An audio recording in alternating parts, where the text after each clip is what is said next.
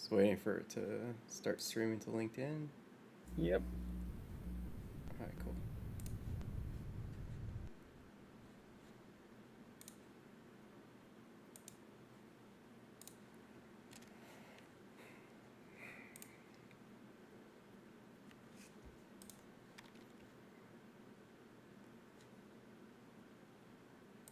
Okay.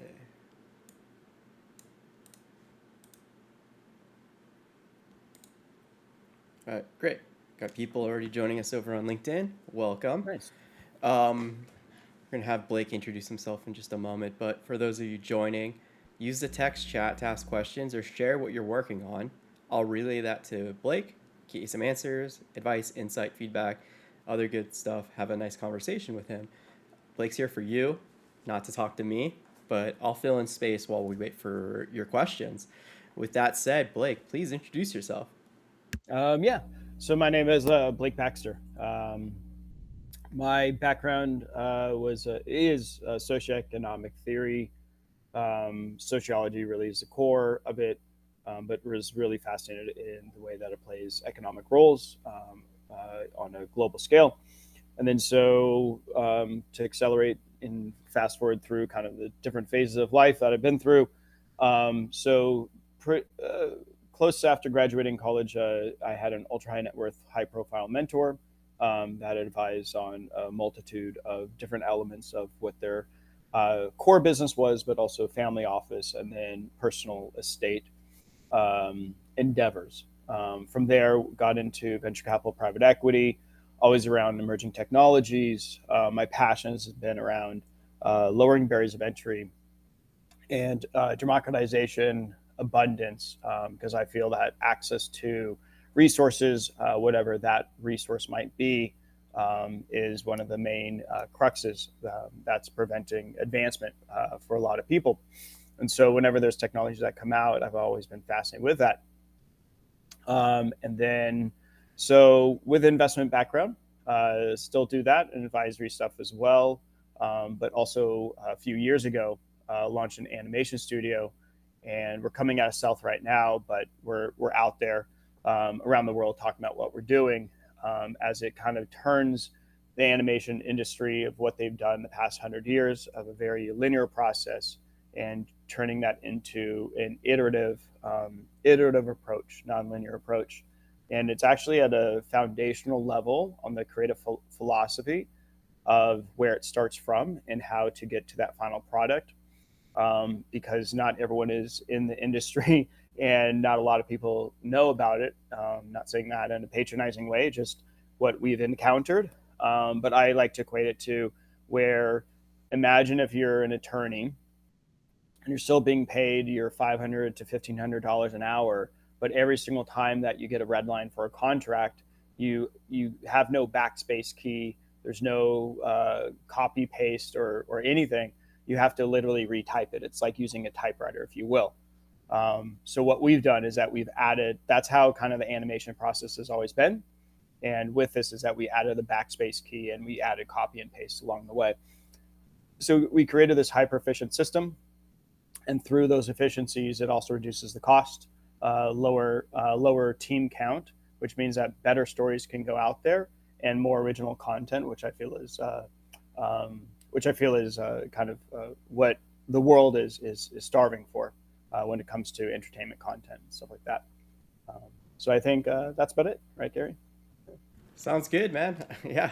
Uh, I mean, yeah, again, I say this all the time because you're one of our frequent mentors, which is one of the most wonderful things ever in the world.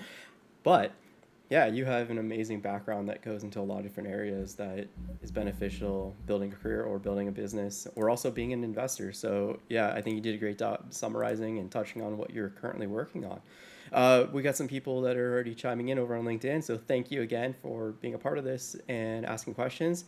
Um, Karen, be sure to ask some questions too. Welcome. Appreciate you saying hello. Jimmy Casby asks, we're very close to a product launch. When going for launch, what platforms do you suggest? I'm not sure. That's pretty broad and vague. I would have to kind of, Jimmy, if you can explain more specifics and things like that. You know, your product could be that you go to a farmer's market, your local farmer's market to launch it, and your product could be launching out on GitHub. So more details would be really helpful to kind of hone in on some advice there. I think it's a good topic to touch on and build on. While we're waiting for some more context from you, Jimmy, a lot of founders, and this is like goes back to the bubble, the original bubble, like like late '90s, 2000s, and it's been something that's been memed to death in regards to founders launching their product. What are some of the biggest mistakes you see made with founders going to that big moment and making an event of it? Yeah, I mean, I think the first thing is to make sure that the product is sound, and not only that you're able to launch the product, but also to back it up in terms of support. If we're just talking about general technology, right? You goes back to broadcast. Forever has been you can't let the screen go black, right? Even with Zuckerberg talking about Facebook, right? He was like, it can never go out, right? When that does go out, I think like recently, like Reddit had an outage and a few others because of AWS down, it was going down. Like big companies were so reliant on that, like the world almost like freaked out because of that in that sense. And that's like major scale of it. What I would say is that when you're doing a product launch, is to completely test it with those who are close to you. Make sure that you've gone through the different beats and moments and stuff like that. So then you're able to just ensure that it is a smooth process. And maybe you want to start small, right? And then grow to scale with user adoption and really have it kind of not necessarily gate kept, but really having it in a deliberateness of who you're approaching for what that product is too. Again, super vague. So oftentimes context is really great to really be talking to and stuff. So yeah. Yeah, I appreciate the insights. Jimmy is adding a couple more little comments. Uh, I've read a lot of platforms can help, like product launch. It's a SaaS. Okay, I want to make a real strong point here, and I say this often. SaaS doesn't describe what your business does. It explains how you're making money. It's a business model. It can apply to any software, in any industry, in any market. It really doesn't mean anything in the context of what your product's doing, who is doing it for, what it's doing to make it an enjoyable experience with benefits and value to those people. So the more context would be delightful and very helpful to providing better insights and advice for you. So please, yeah, reframe it in the context of what it's doing, who's doing it for, and why them. Very helpful. While we wait for that, Jimmy, Karen, excuse me if I'm bad at pronunciation, feel free to correct me, asks, when starting a company, what are some skills that early CEOs need to have? And what are some big pitfalls and mistakes to avoid? Yeah, always a great question to see something like this. The skills that an early CEO needs to have is all the skills, right? You're doing everything. So if it's just you that's there, if you have a founding team, right, what those team members are, the CEO should be actually filling in the gaps of every single other person that's out there, and also understanding what the ecosystem of your team is, right? If there's five of you, if there's two of you, whatever that looks like, understanding and also understanding where the weaknesses are. So then you can both practice, be in good practice and in good support to make sure that those weaknesses actually come to your advantage. So it's always about flipping how things are coming around for that, right? So when something is looked at or viewed as being a barrier for you because it's not in your necessary wheelhouse, start to become well versed in it. So then when you scale, right, and you bring on that person that takes over that role, you're also knowledgeable with it too. I think it is a great learning experience for early stage and early stage CEOs and founders, et cetera, to really recognize and understand all the various capabilities that they have and where they're needing to go. I would say the pitfalls is and mistakes is not asking for help as well, not asking for advice, thinking that you do know everything and that you do can do it all as well, right? Those are some of the impossibles, and so Gary has heard me say this. Gary has said this himself too, but it's very important, I feel, to go approach the experts that that are around you. Gary has shared the story. We grew up neighboring cities to each other, a lot of friends that knew each other too, so we can speak about this. But we had this very unique advantage of growing up in an area where there is always someone's parents did something in a career or a field that you could directly talk to. And someone in high school, even middle school, if you had a curiosity for something, you'd be able to talk to an expert pretty easily. And it was asking them for support and help, and doing it in a way where you're not where you're just really seeking advice, and just become a sponge and understand as much as possible too. So yeah. Yeah, I love that, and it's why we do what we're doing right now, Blake and I. It's because we had that afforded to us, where instead of being discouraged from pursuing your passions or exploring what those might be, we were very much just told, "Hey, go talk to your neighbor. Oh, your friend's dad does that, or something like that, right? Or their mom." And it's just like the most incredible feeling ever to find that connection, to just sit down with someone and get their insights and support like this, what we're doing right now. So yeah, we have a bunch more people that have joined us over on YouTube and over on LinkedIn. Welcome. Blake's here for you. Post questions, share what you're working on in as much context as you can, so Blake can provide answers, feedback, advice, insights, as you're already experiencing. So yeah, don't be shy, don't be afraid. There's no bad question, as you probably hear all the time, and it's going to benefit you and the rest of the community. So please be bold. With that said, let me try to do my best with this one.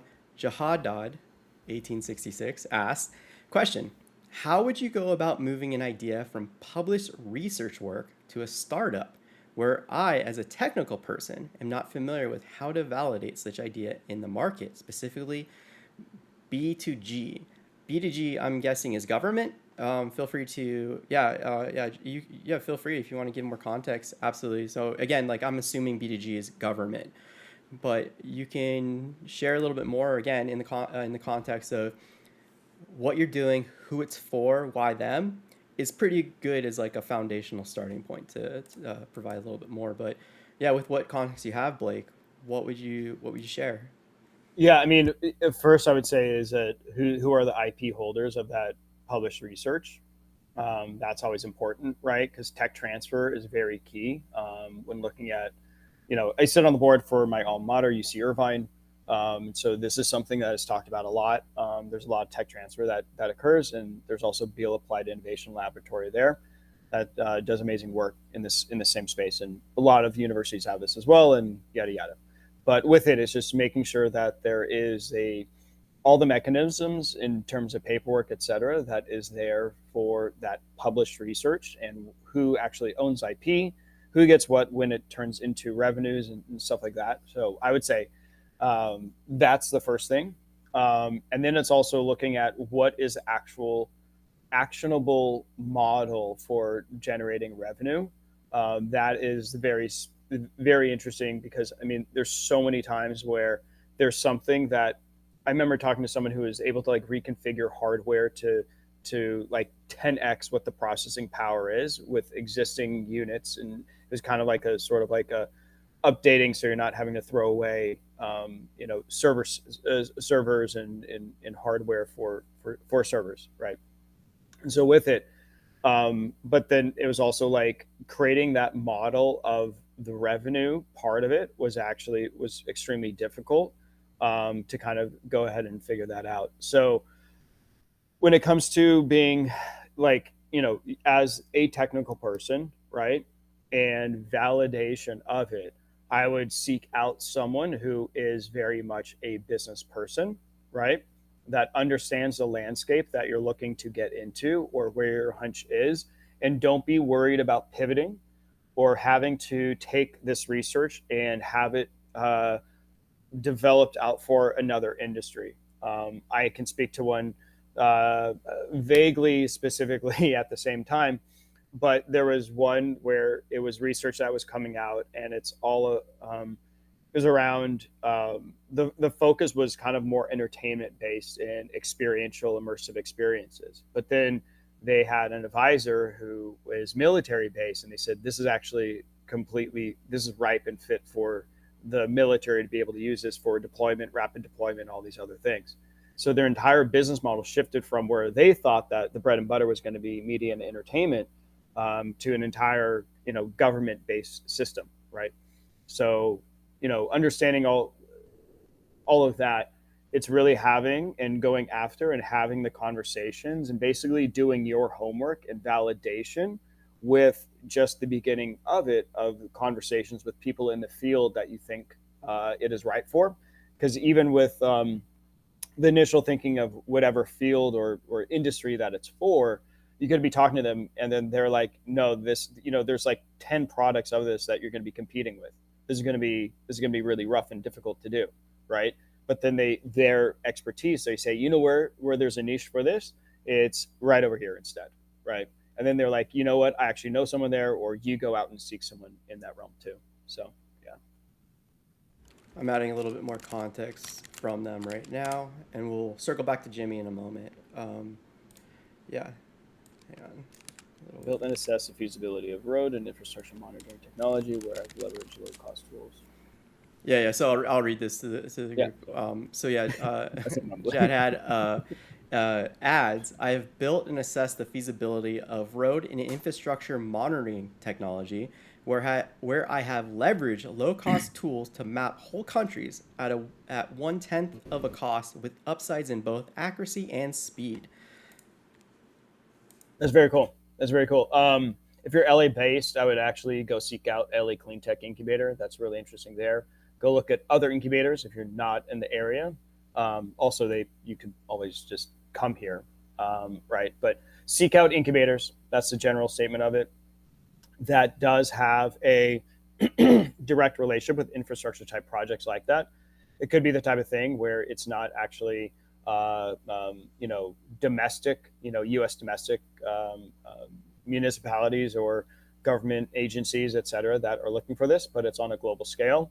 So I'd go out and seek where the low hanging fruit is and start there, and also proving out to connect with and prove out your thesis of what you're trying to do. Then also what I would just do too is that you're talking about infrastructure monitoring and in infrastructure monitoring technology. There's a variety of industries that could utilize stuff in that sense. Just depends on what you're doing, but a perfect example of infrastructure monitoring is oil and gas, right? Or energy, the entire segments of energy too. So start looking where that could apply to, if you really want to.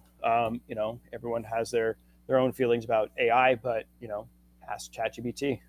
You might be able to feed a ton of information into it, and it also is like, hey, here's industries that you might want to look at, where it starts to ideate with you along the process. So, Love it. Okay, so Jimmy's added a little bit more information. So Jimmy says, there's a couple of stuff. So just to clarify, I wasn't asking for product feedback earlier. What I meant was more about marketing and launch strategy. We already have beta users and are doing outreach ourselves, collecting interest from both individuals and companies.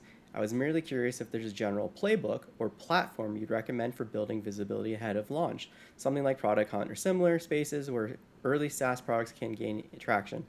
Just to give people transparency behind the scenes, having a quick little conversation in text with Jimmy to expand on what Blake and I were trying to assess with gathering more context around who it's for, what it does, and all that, and how SaaS doesn't explain what the business is at all.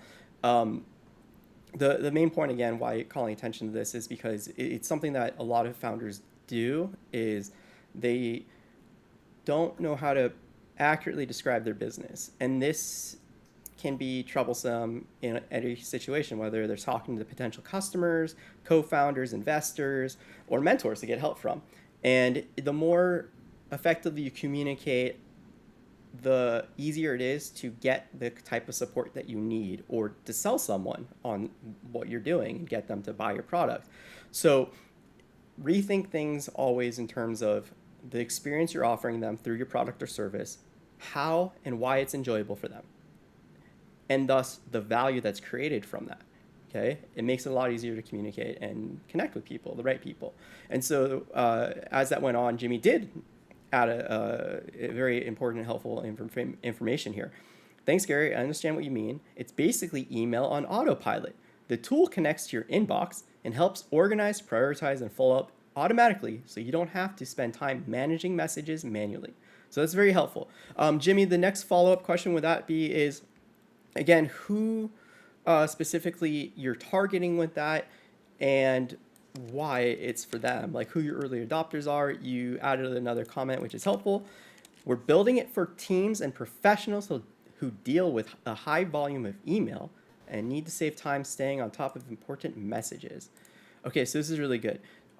With that in mind, Blake, when it comes like the heart of this is methodology of identifying your target customer profile and how to reach them in the most lean method possible, meaning you're spending the fewest resources, time, capital, energy, whatever it is, and you're trying to make progress as quickly as possible within those constraints.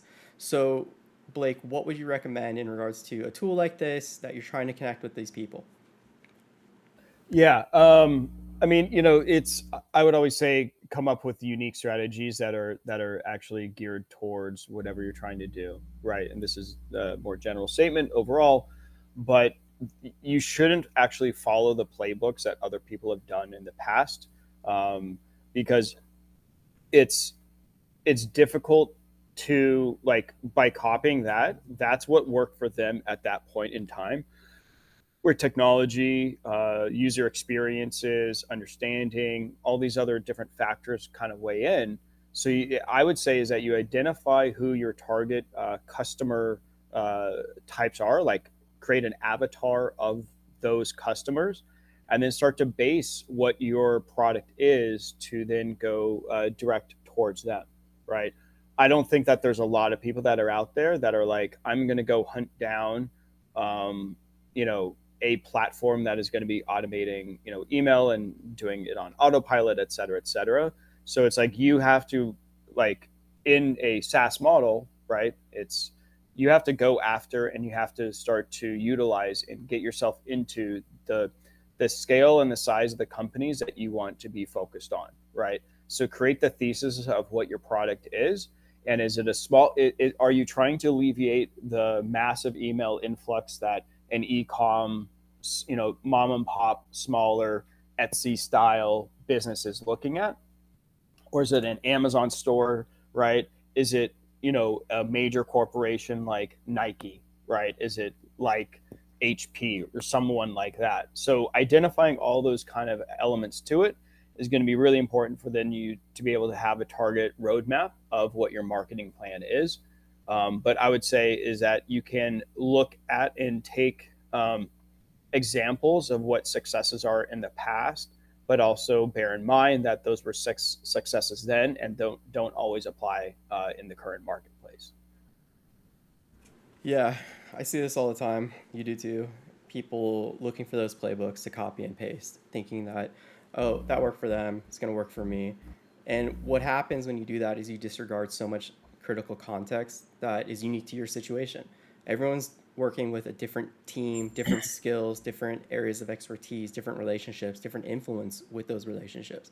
And the lists go on in different factors. It's your job as founder, much like Blake you talked about earlier in terms of the skill set of a CEO, especially early stage, in being able to be aware of everything and manage all the different priorities and establish the correct context for what you're working within, what matters, what doesn't, what's going to affect you the most, where it might not be an impactful factor at all for another party, another company. So yeah, the first thing is setting the proper foundation and adding on to that. When you're thinking about your marketing, your sales, and launching and connecting with people that you're trying to sell to and build relationships with, if you haven't taken the time to do it yet, put together what you can refer to as your guiding principles: mission, values, culture statement. If you have, a mindset like Zappos and Tony Hsieh early on, you have an experiential statement. What's the overarching experience you want everyone to have at any point dealing with your brand, your company, your teammates, right?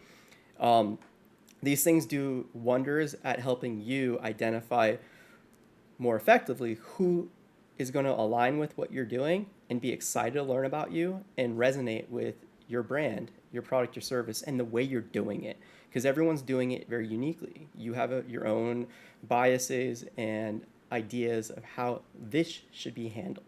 So be aware of that and start from the bottom, and don't skip on the critical foundational steps that are necessary to really understand who you are and why you're doing these things and who you're trying to connect with. Um, Karen Vani asked another question. I'm building a sports booking platform focused on filling a major gap in the MENA region. As I prepare for launch, I've started calculating customer acquisition costs and potential monthly revenues. From your experience, what are the most important financial models, projections, or spreadsheets an early stage founder should build to make the most informed decisions before raising funds? This is a fantastic question. Yeah, I mean, so I'd go through basically all of the major points, right? That when building out a complete financial model, right? If that's in the capabilities of what you're able to do, not everyone has a CFO level, ability to kind of create the projections. But I would really bear down into what it is that is what is your revenue model, right? How much does it cost to for the upkeep? What your margins look like, just across the board. What is your personnel, right? What does the P&Ls going to be looking like, right? A lot of it is generalization across the board. Um, it's looking at um, yeah, yeah. It's what you can present to people and what you can present in terms of traction.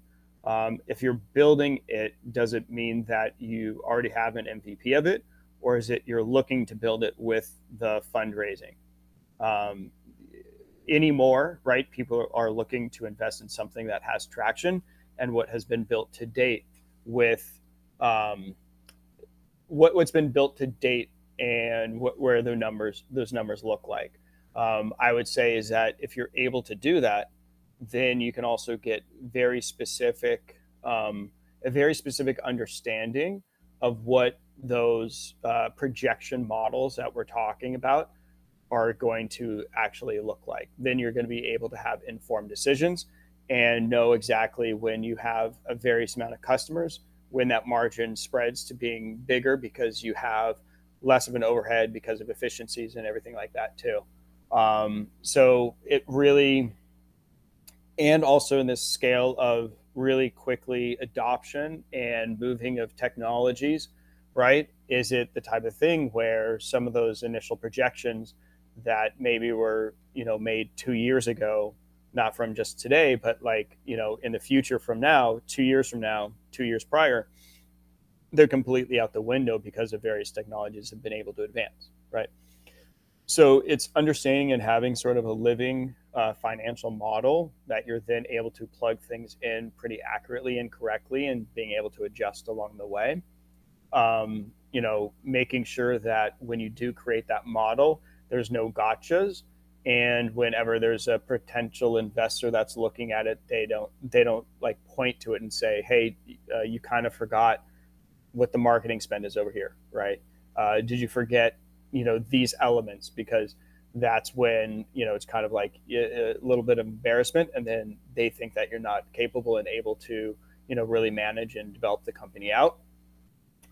So again, it comes down to what you've built today, and what numbers that you can show in terms of traction that then can inform it as well. So, do you think that answers it, Gary? Yeah, just Yeah, it yeah. was great.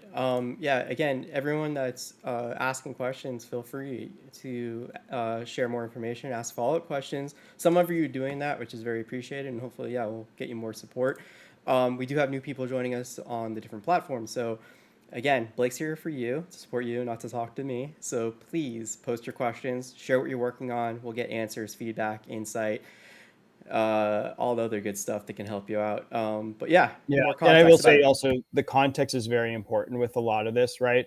It's why I'm giving a lot of these broad and vague, answers and stuff like that, because there's so many variables at play. So the more that I'm able to kind of understand, the better it is. The stage of things and all that is contextual is helpful. So then I can kind of go into it further, right?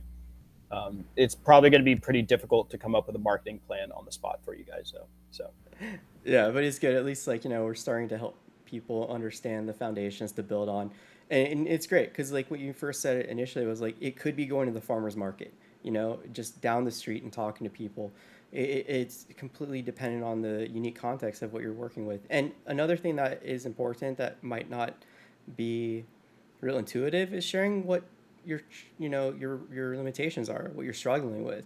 If you have very low capital to work with, or you have a small team, whatever it is, it's very common for founders especially to be in a rush and try to go as fast as they can and ultimately skip critical steps because they think that going faster is the best thing to do.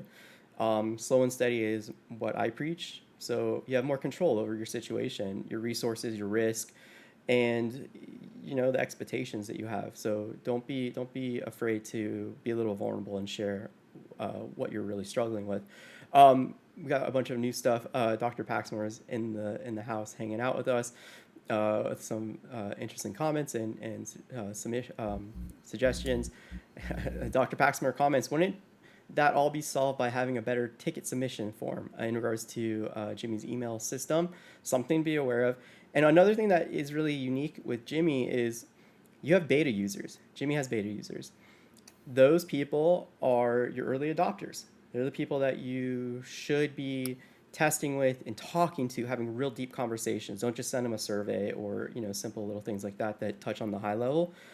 Have conversations, learn what their expectations were going into finding your product, using other products, what their past and current behaviors are, and how it relates to using your product and their experience with it, the benefits that they're getting, the enjoyment or frustrations that they're having, and hone in on that and try to figure out if they're your ideal target customer or if they're someone that should be focused on next, right? If they're enjoying it and they're able to bring in other people that are like them into your system, into your product, your service, your ecosystem, you're doing good. You just got to figure out how to connect with more people like them. And if they're like, oh yeah, we love going to farmers markets and hanging out at farmers markets, then go to farmers markets, right? So just do the research, talk to them, figure out what their lifestyle is and what they're doing in their day to day to be in a place where you can find them, but also be receptive to learning about what you're offering and have those conversations. And the best way too early on, it's kind of like what Blake touched on, is approach these people more as mentors without asking anyone to be your mentor, but look to them to learn from them and hear about what their experiences are currently. Let them talk about themselves and their frustrations. It's the best way to start. Okay, so with that said, Jimmy we got a couple other ones, but let's go back to Jimmy real quick. Appreciate your answers. We just got accepted to Web Summit next week to showcase our product. Huge event with over 70,000 people. Congrats. Since you've been in this space, do you have any tips on how to stand out and start meaningful conversations with investors at an event like that? It's my first time attending a startup arena like this, so I'm curious. When a startup gives a quick elevator pitch, what usually stands out to you first? The problem they're solving, the solution itself, or something else entirely? Great questions, Jimmy. Yeah. I always love this type of question. If you can't sum up what you're doing in a single sentence, I'm talking 4 to 6 words, if not even less than that, then you're going to hit a ton of roadblocks, right? Because someone will say, "What are you doing?" And then if you're saying, "Well," and you start explaining it in such a long format, right? It tends to be extremely difficult for that person to kind of really grasp on. And you don't have to answer every single problem, right? Because like you're saying, problem they're solving, the solution itself, something else entirely. It's something else entirely, right? You want to get them to ask you the questions. What does that mean? Explain more, et cetera, et cetera. Get them to engage with you.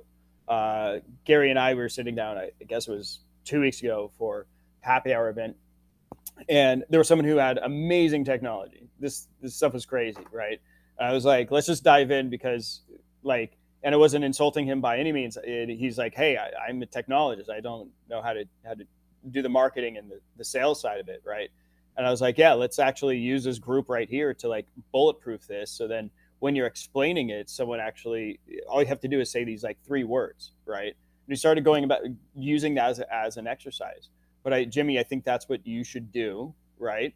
Is really, again, if you want to use ChatGPT, use any of the LLMs that are out there, ask the questions. How would you explain what I'm doing in 3 words to someone, right? Using that as an exercise is going to get you to kind of fully understand that basis of it. Because again, you want it to evoke a response and provoke a response from the person you're talking to. So then you're able to really then go into a further conversation in detail, right? And if it turns into like, so the first is think of 5 to 10 second increments. Then what is your 30 seconds to a minute increment? And then what is your 15-minute increment? And what is your sit down for it? I used to say this like years and years and years ago, working with a nonprofit. It's how many people do you think you can have a 5 to 10 second conversation with? Start from there, and then go to from there. How many of those? Because everyone is going to have their own answer. It's your own personal answer. And then how many of those can you get a 30 second to a minute conversation? 30 seconds is a long time in the grand scheme of things, which sounds like short, but you do want to get it to that 5, 10, 15-minute conversation. That's when you have someone that's really invested and really interested in what's going on, and that's where you're able to go from there. So yeah, yeah. At the same time, not everyone likes to be pitched to at those events. Not everyone likes to feel like you're just like dialing for dollars while there. So try to create authentic relationships and really understand who those are around that you're talking with. Also, don't dismiss people at the same time. There's instances where suddenly you're talking to someone and everyone else has dismissed them all day, but they could be willing to write a check for the whole amount that you're looking for, whatever it might be. Yeah. Yeah, the other benefit too of coming about this from an authentic angle is you never know who they know, right? And the goal for all of this is to be a good community member, a good neighbor that people like being around, want to support, want to see succeed. And the more you are not engaging in transactional, interactions with people and trying to create transactional relationships with everyone around you, the more likely you are to stand out as another human being who's just a member of the community that is cool and chill to be around. It's another way to put it is just be a normal person. Don't be a silly salesperson running around just trying to do sales. Yeah. Got more wonderful questions, more people coming in. And while you're Welcome. doing that too, what I also say all the time is friend raise before you fundraise. Always. Yeah. Build those relationships. Yeah, and another thing too that relates to what Blake was bringing up in what we're talking about in terms of like establishing, the foundation of who you are, right? It's matchmaking. All of this is matchmaking. You're trying to find the best match for your customer, the best match that is an investor, the best match that is a co-founder, whatever it is, right? And the more effective you are at understanding who you are, what you're representing, what you're doing, why you're doing it, the easier it is to find people that are going to align with that and authentically be excited about it. And the other thing too, like, is really important that Blake you're touching on is having these discussions, these conversations. The 30 seconds that you're going to get at this event to do a pitch is a trailer. It's a movie trailer to give people a hook, a reason to have a conversation with you. And when they actually start to have that conversation, you don't want to have a 5 minute script or a 15-minute script that you just talk at this person about. You want to have 15 minutes worth of content, 5 minutes worth of content these chunks that you are going to pull from and focus on in response to the way the conversation organically flows. And it's like, think about having 500 appendix slides in your 20 slide deck. It's for the Q&A portion, so as the conversation organically develops and you get these very specific questions, go into the details of, what you touched on in your pitch, you load up that appendix slide and you're like, oh, let's talk about that. No problem. I did the research. I've had this come up before. Here's how we're going to address this, right? So keep that in mind. Don't talk at people. Have conversations, organic, real conversations with people. Jimmy says, really good tips. Jimmy also asked, so like we're building email on autopilot would be enough. It's like a slogan like that. What are your thoughts on like framing it like that? Um, sorry. We're building an email on autopilot. Um, yeah, I mean, I would say it needs to be something a little more punchy, right?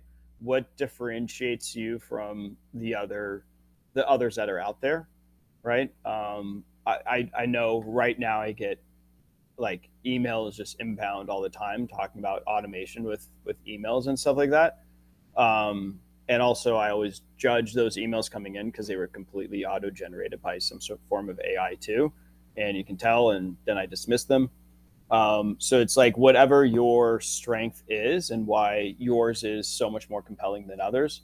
That's going to be the key, right? So yeah.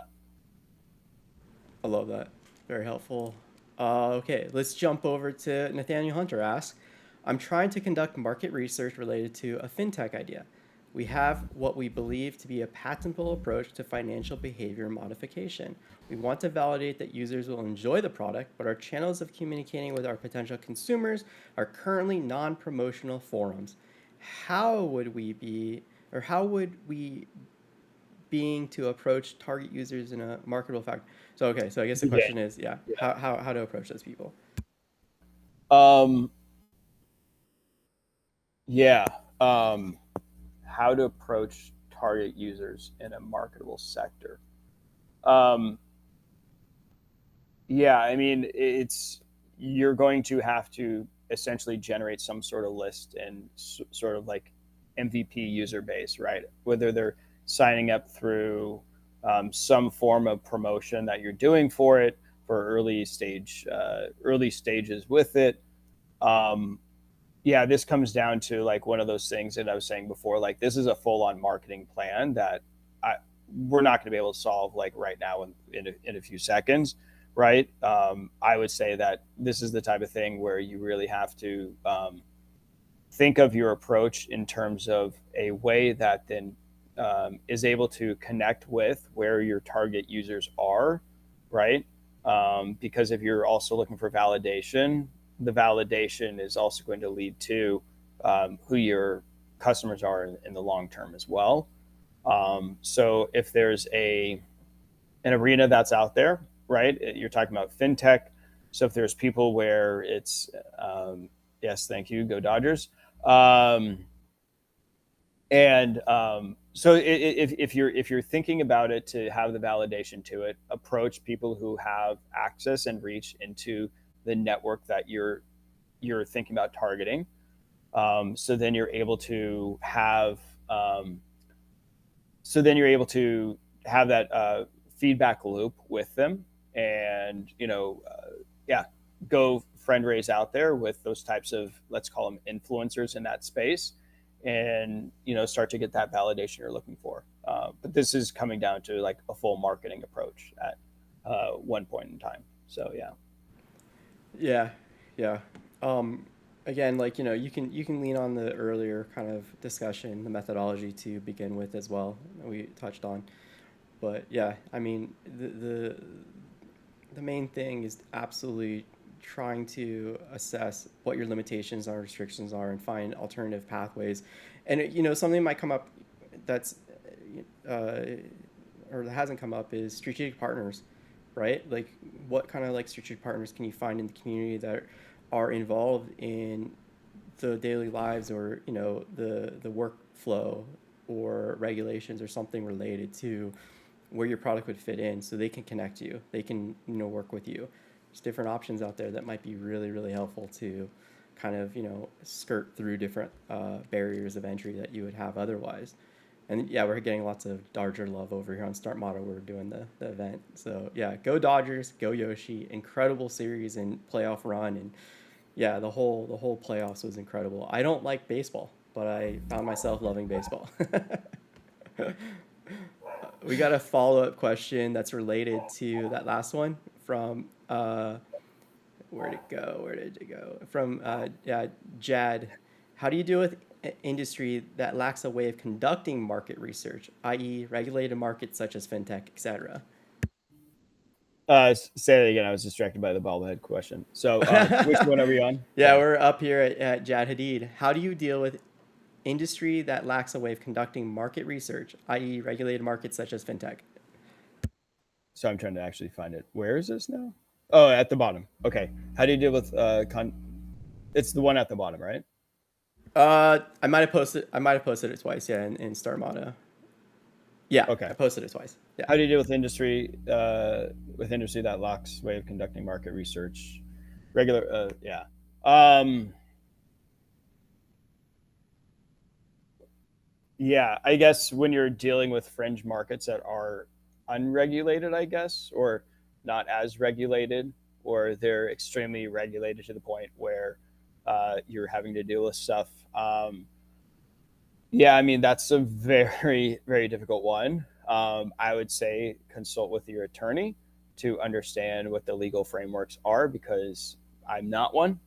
And so that's the reason why early stage companies that are able to penetrate a market that are heavily regulated or potentially illegal or fringe legal markets, it's always been there's been the potential extreme upside with it, right? That's where the high risk and high reward, right, and high potential failure kind of weighs into favor, and why it is so expensive and prohibitive in the beginning. And then those who pave the way, right? There's like the age old, the first soldier gets the spear, and then all of a sudden a bunch of other companies come along the way that do it better because they learned from all the mistakes that the original company did. Look at what those failing companies have done, right? Look at what the successful companies have done in that space and how they've navigated the systematic impacts that are around. Again, consult your attorneys. Yeah. That is one of the best bits of advice that anyone can give, and it's something again that most founders skip on. Critical step: not working with a suitable attorney with experience in the field, in the area that you're trying to navigate and understand early on. You want to be talking to an attorney, especially in a field like that that's highly regulated or potentially illegal. It should be day zero work that you're doing before you get anything built and you start investing money into things, because you've got to make sure that you know what the correct path is, if there even is a path, what those risks are.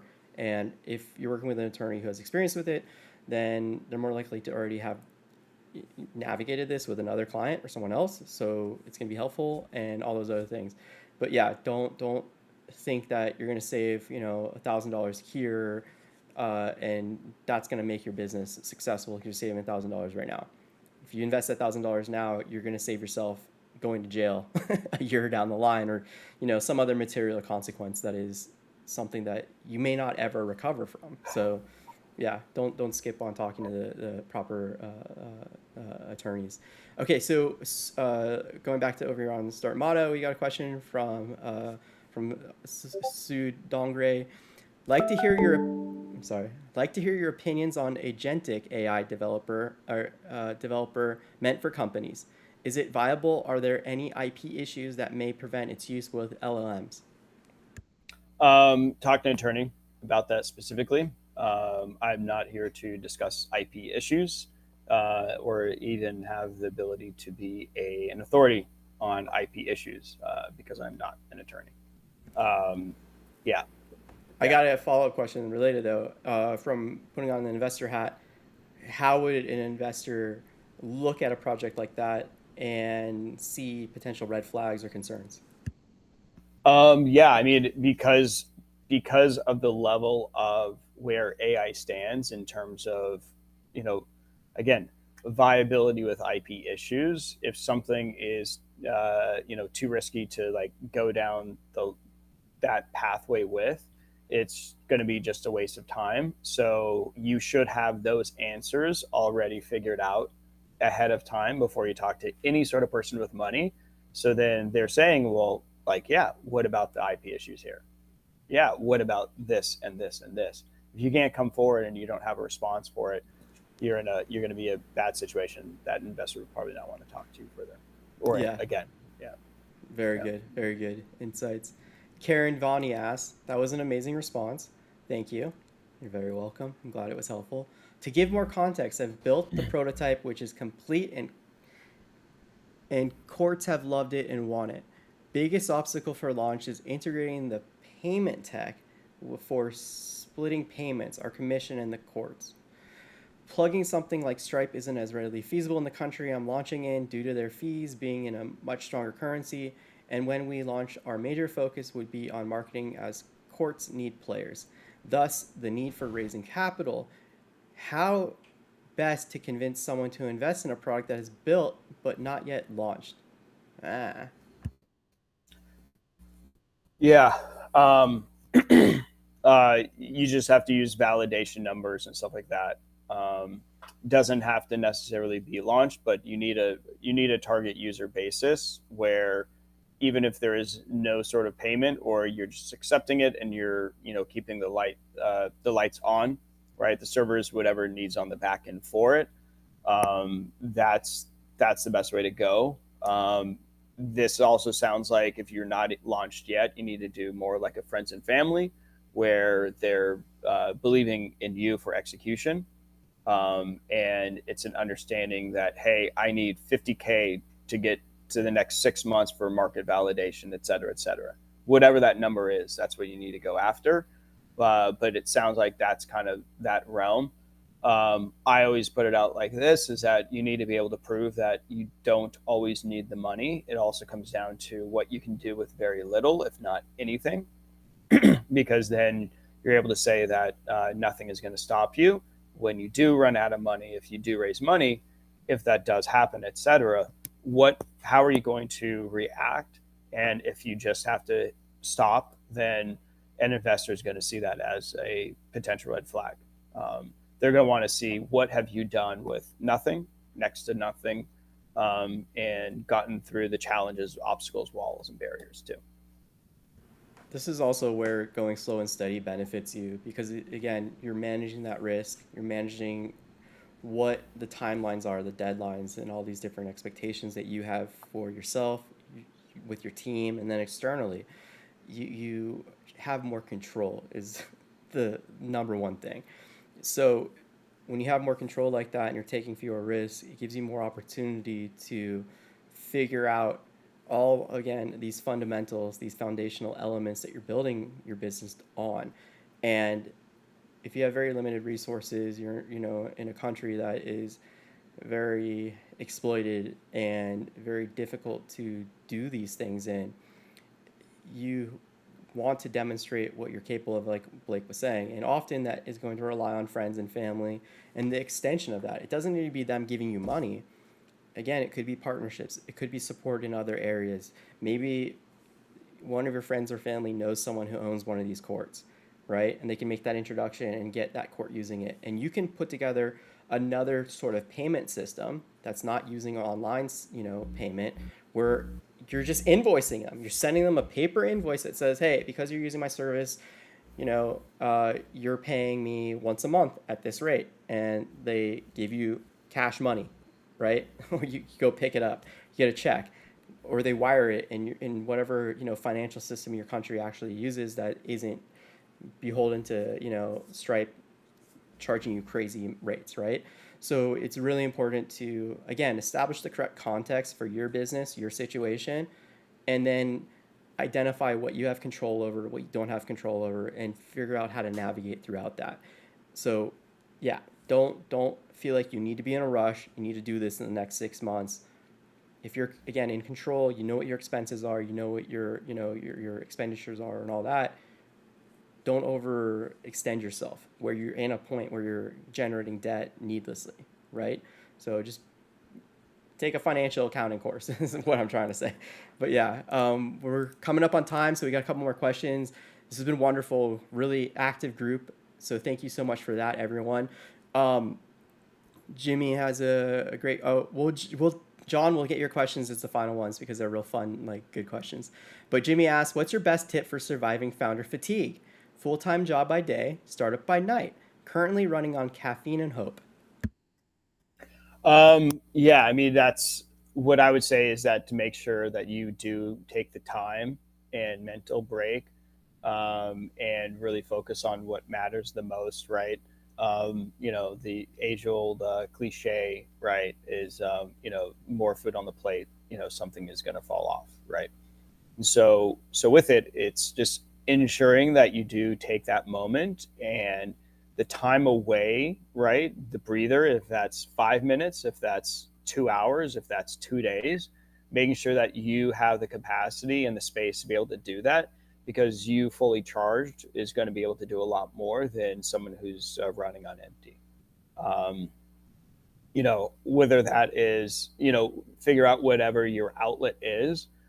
Everyone has different realms and different places that works. And so, um, yeah, find yours and then utilize that. Yeah. Yeah, and I want to add the time away from work is an opportunity for you to grow as a human being, develop more authentic relationships with more people in the community, be there, present for the people that you love. And all of this is going to make you more innovative, more productive, a more enjoyable person to be around, right? Because you have more to talk about and share in outside of your vision of what you're trying to achieve with your ambition, your work, your career, whatever it is, right?